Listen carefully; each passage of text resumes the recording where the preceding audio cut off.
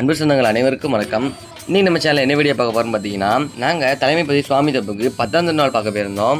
அங்கே போகும்போது என்னென்னலாம் நடந்துச்சுன்னு சொல்லிட்டு அந்த வீடியோவில் பார்க்க போகிறோம். நாங்களும் காலையில் ஒரு 6 மணிக்கெலாம் திருநெல்வேலிக்கு போயிட்டோம் ட்ரெயின் ஏறி. அங்கே போகும்போதே காலையில் நல்லா இயற்கையெல்லாம் ரசிச்சுட்டு சன்ரைஸ்லாம் பார்த்து நாங்களும் போயிட்டு இருந்தோம். திருநெல்வேலியில் போய் இறங்கிட்டு நாகர்கோவில் ட்ரெயினை பிடிச்சி மறுபடியும் கிளம்பியாச்சு. அங்கே போகிற வழியில் நிறைய விண்டு மில், அடுத்து நிறைய மவுண்டன்லாம் பார்த்தோம். அதுலேயும் குறிப்பிட்ட இந்த மலையை பாருங்க, மேகம் எவ்வளோ கிட்ட எவ்வளோ அழகாக இருக்குன்னு பாருங்க. அதெல்லாம் அப்படியே ரசிச்சுட்டு நாங்களும் ட்ரெயினில் அப்படியே போயிட்டே இருந்தோம். ட்ரெயினில் நாங்களும் அப்படியே போயிட்டே இருக்கும்போது நாகர்கோவில் இருந்துச்சு. நாங்களும் ட்ரெயின்லேருந்து இறங்கி வெளியே ரயில்வே ஸ்டேஷன் வந்து பார்த்தா சும்மா வேற லெவலாக இருந்துச்சு ரயில்வே ஸ்டேஷன் பார்க்கறதுக்கு. அப்படி நாங்களும் பஸ்ஸில் ஏறி சுவாமி தப்புக்கு வந்துட்டோம். சுவாமி தப்புக்கு வந்து பார்த்தா நிறைய அன்னதானம் அதெல்லாம் நடந்துட்டு இருந்துச்சு. சரி நாங்களும் பார்த்துட்டு முத்திரி கணத்துக்கு போயிட்டோம். முத்திரி கணத்துக்கிட்ட வந்து பார்த்தா சரியான கூட்டம். அப்படி நாங்களும் சுற்றி சாமி கும்பிட்டு கோயிலுக்கு வந்தாச்சு. அப்படி நாங்களும் வடக்கு வாசல் போயிட்டு சுற்றி கும்பிட்டு வெளியே வந்துட்டோம். உள்ள போய் சாமி கும்பிட்டான்னு சொல்லிட்டு கோயிலுக்குள்ள போயாச்சு. ரொம்ப நேரம் வெயில நின்று பள்ளியறையில் இருக்க ஐயாவை பார்த்துட்டு வந்தாச்சு. பார்த்துட்டு வந்ததுக்கப்புறம் வெளியே அன்னதானம் நடந்துட்டு இருந்துச்சு.